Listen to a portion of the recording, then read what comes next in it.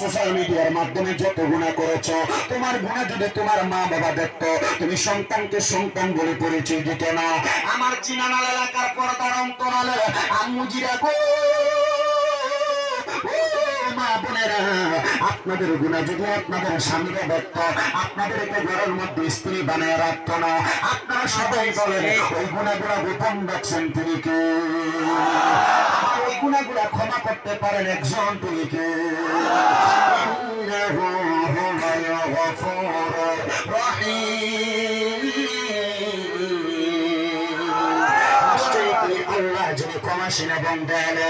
আসেন বাবারা, এই জীবনে এত গুনাহ করার পরে একটা বারও তো আপনি চিন্তা করলেন না, আপনার দুনিয়ার কাপড়ের মধ্যে যখন ময়লা লাগা যায়, আপনি এটাকে কত সুন্দর সার্ফ এক্সেল দিয়ে ধুয়ে ফেলেন, আপনি কত সুন্দর সাবান দিয়ে ধুয়ে ফেলেন। কিন্তু মুসলমান, আপনার আমার কলবের মধ্যে যত ময়লা লাগলো, এখানে অনেক মানুষ আছেন কানপুর সাহেবদের ভক্ত, অনেকে আছেন ফুলতুলি সাহেবদের ভক্ত, অনেকে আছেন লতিফিয়া দরবারের ভক্ত, বিভিন্ন জায়গায় বিভিন্ন সেখান ভক্তবৃন্দরা এসেছেন, যে যেই দরবারের সেই তরিকা গ্রহণ করেছেন।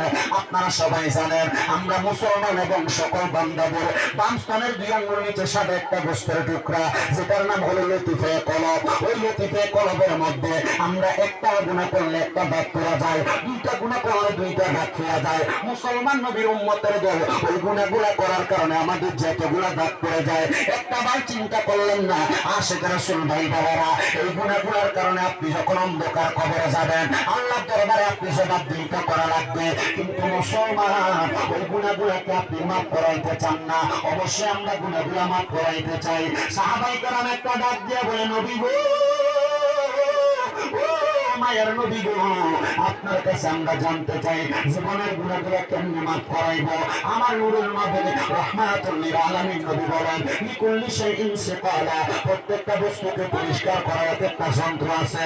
মায়ের নবী গো, উম্মতের কলবের ময়লাগুলো পরিষ্কার করার যন্ত্রের নাম কি? আমার নবী বলেন, ওয়াসে কলবুল কলবি যিকরিল্লাহ, উম্মতের কলবের ময়লাগুলো পরিষ্কার করার যন্ত্রের নাম হলো আল্লাহ পাকের জিকির।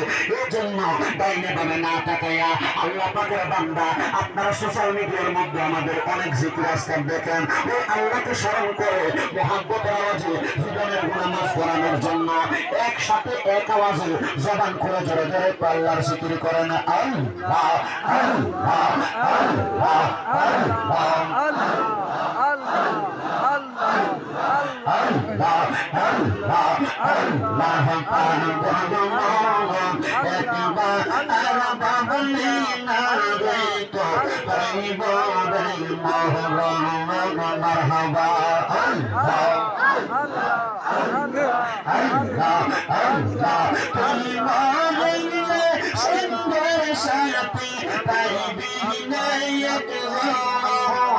আল্লাহ পাগল মামা একবার আর বাবলি না রে তো হইব রে মা রহমান মাশাআল্লাহ আল্লাহ আল্লাহ আল্লাহ নামে এই হতা তাহি দিন আজরাইলে ফাঁসি দেব তোমার গন্ধে শাসি করিব তোমরা এই জীব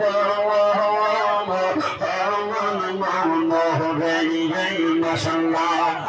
ওই কবরে সঙ্গের সাথে, ওই কবরে সঙ্গের সাথে নবী নবী দাওয়ান পাগল মন একবার আর বাবলি না রে তো হইব রে মা রহমান মাশাআল্লাহ আল্লাহ আল্লাহ আল্লাহ আল্লাহ আল্লাহ মোহাম্মদে এই বন্ধ বন্ধ বাঁচে গত জানবে যাবে শত শত আদার গরে কেউ তো যাবে না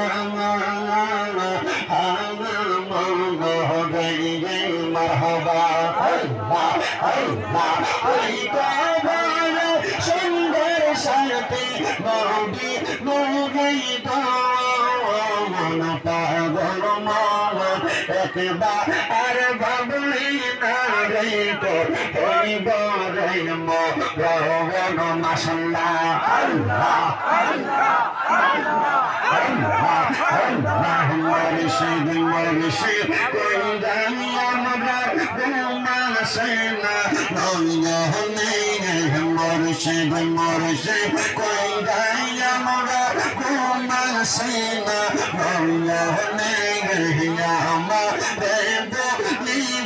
মুর্শিদ কে মোহন মাশাআল্লাহ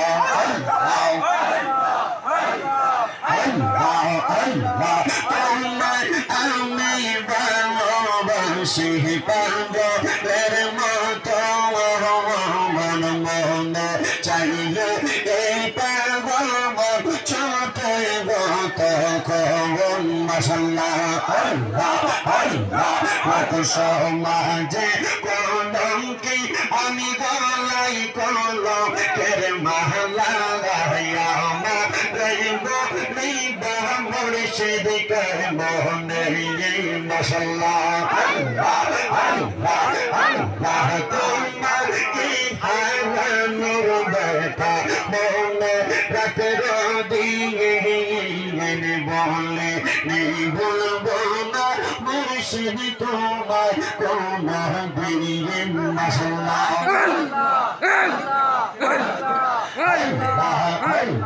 করলাম করে বলাই লইয়া ডাকি দয়াল তোমারে আমারে বলিবার মুর্শিদ কে বলে মাশাআল্লাহ আল্লাহ আল্লাহ আল্লাহ আল্লাহ